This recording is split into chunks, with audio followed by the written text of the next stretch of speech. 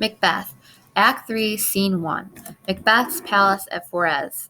Banquo voices his suspicions of Macbeth, but still hopes that the prophecy about his own children will prove true.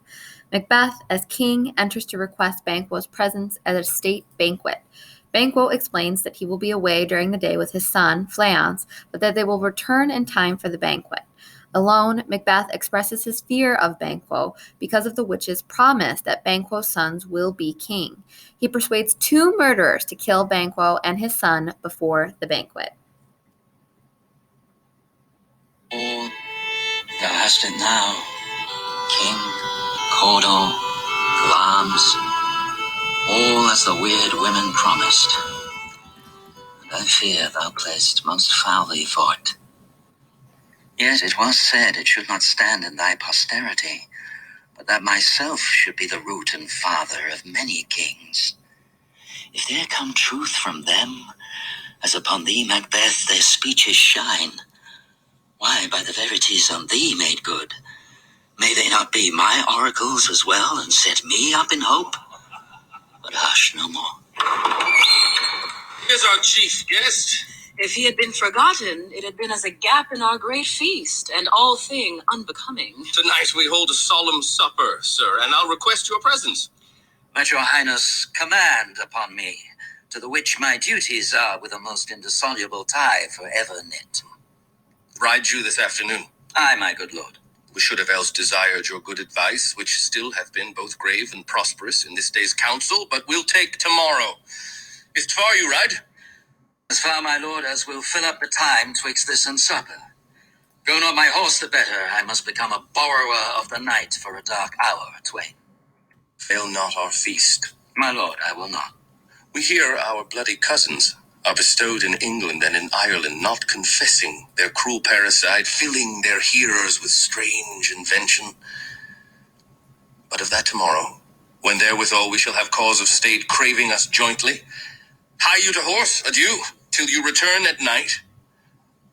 Goes Fleance with you? Aye, my good lord. Our time does call upon us. I wish your horses swift and sure of foot, and so I do commend you to their backs. Farewell. Let every man be master of his time till 7 at night. To make society the sweeter welcome, we will keep ourselves till supper time, alone. Well then, God be with you. Sirrah, a word with you. Attend those men our pleasure. They are, my lord, without the palace gate.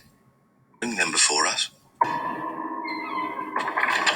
To be thus is nothing, but to be safely thus. Our fears in Banquo stick deep, and in his royalty of nature reigns that which would be feared. 'Tis much he dares, and to that dauntless temper of his mind he hath a wisdom that doth guide his valor to act in safety. There is none but he whose being I do fear, and under him my genius is rebuked, as it is said Mark Antony's was by Caesar. He chid the sisters when first they put the name of king upon me, and bade them speak to him. Then, prophet-like, they hailed him father to a line of kings. Upon my head they placed a fruitless crown, and put a barren scepter in my grip, thence to be wrenched with an unlineal hand, no son of mine succeeding. If it be so, for Banquo's issue have I filed my mind. For them, the gracious Duncan, have I murdered, put rancors in the vessel of my peace, only for them and mine eternal jewel given to the common enemy of man, to make them kings.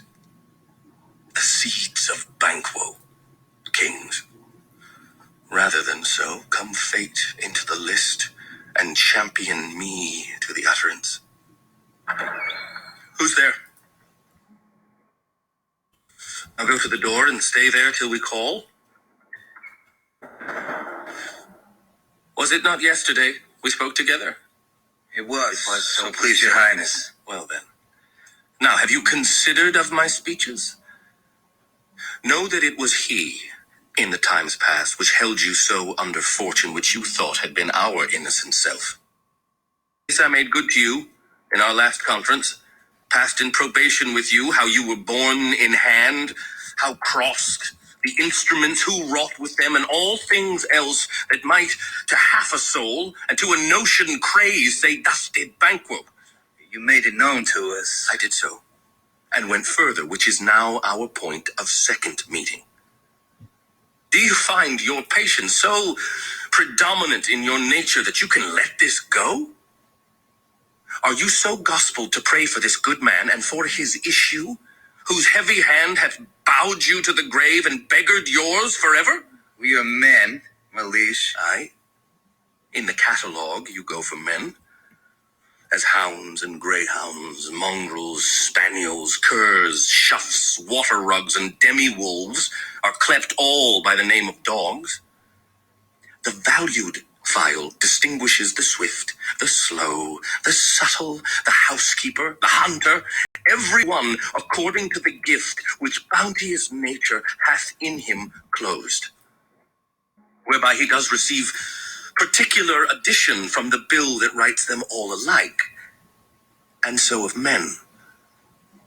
Now, if you have a station in the file, not in the worst rank of manhood, say it, and I will put that business in your bosoms whose execution takes your enemy off, grapples you to the heart and love of us, who wear our health but sickly in his life, which in his death were perfect.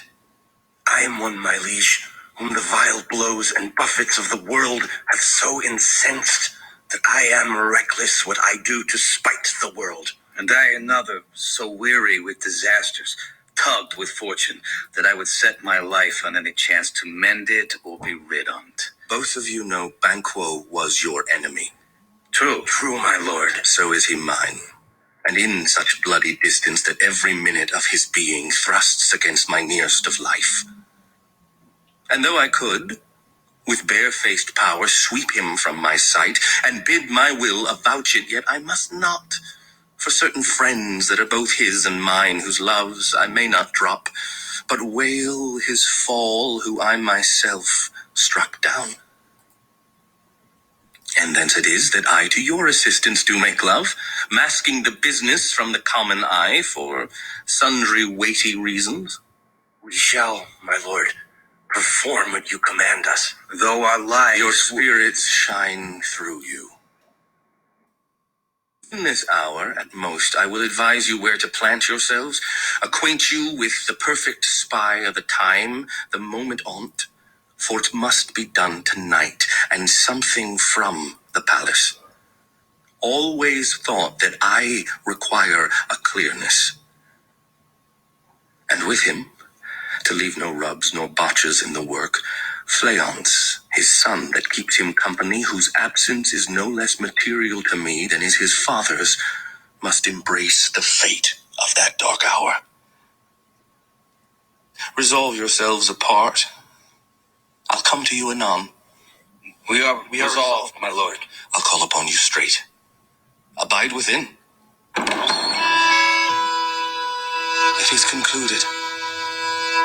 Banquo, thy soul's flight, if it find heaven, must find it out tonight.